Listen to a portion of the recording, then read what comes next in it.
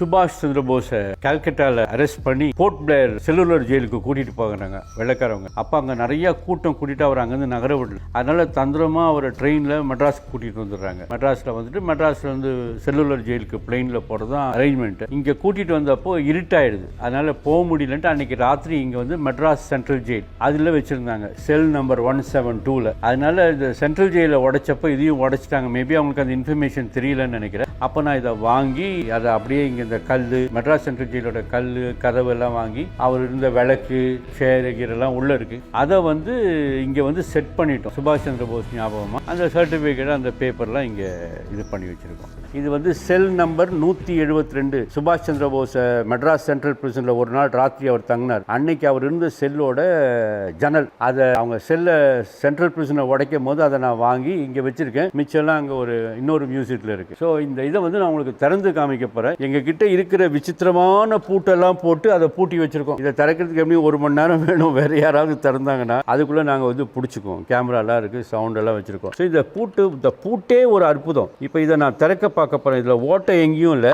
இருந்தாலும் இழுத்து பார்க்க திறக்க மாட்டேங்குது. நான் திறக்க போகிறேன் இந்த பூட்டை. இந்த பூட்டே ஒரு அற்புதமான ஒரு மியூசியம் பீஸ். ஒரு ஓட்டை இருக்குது, அந்த ஓட்டையில் போட்டு நான் திருப்புறேன். திருப்ப இங்கே இன்னொரு ஓட்டை தெரியும்.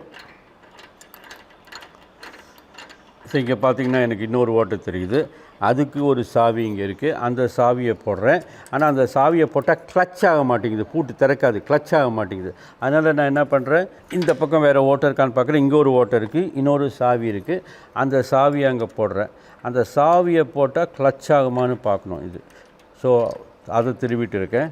இப்போ இது டைட்டாக கிளச் ஆகுது. கிளச் ஆகிட்டு இப்போது இதை திருப்பினேன்னா பூட்டு திறந்துக்கும். ஸோ இவ்வளோ சாவி போட்டு ஒரு பூட்டை திறக்கணும். ஸோ அதை திறந்துட்டேன். ஓகே, அது திறந்துட்டேன். ரொம்ப அழகான ஒரு டெக்னாலஜி. இத்தனை பூட்டு போட்டு திறக்கணுன்னா அது ஒரு சாதாரண விஷயம் இல்லை. ஸோ அடுத்த பூட்டு அது பார்த்தா ரொம்ப சாதாரணமாக இருக்குது. இதுவும் ஒரு கோண சாவி, இது ஒரு கோண பூட்டு. திறக்க பார்க்குறேன், ஆனால் திறக்க முடியல. ஏன்னா என் கையை அப்படி பிடிச்சிட்ருக்க, திறக்க மாட்டேங்குது. என்ன அழகாக பண்ணியிருக்காங்க, சாதாரண கான்செப்ட். இது நானே இதை அமுக்கிக்கிட்டு இருக்கேன் திறக்க விடாமல். அதனால் இந்த பூட்டை இப்படி தலை கீழே அப்படி மாற்றிட்டு இப்படி திறந்தால் திறக்குமா பார்க்கலாம். ஆஹா, திறக்குது. ஸோ அதையும் திறந்துட்டு தூக்கி போட்டுடுறோம். போட்டுட்டு இதை வந்து திறந்துட்டோம். இது வந்து ஒரு ஃப்ளெக்ஸ் காப்பி ஃபோட்டோவால்டிக் பேப்பரோடு அதை ப்ரொடெக்ட் பண்ணேன். அதுதான் இந்த ஒரிஜினல் ரவி வர்மா.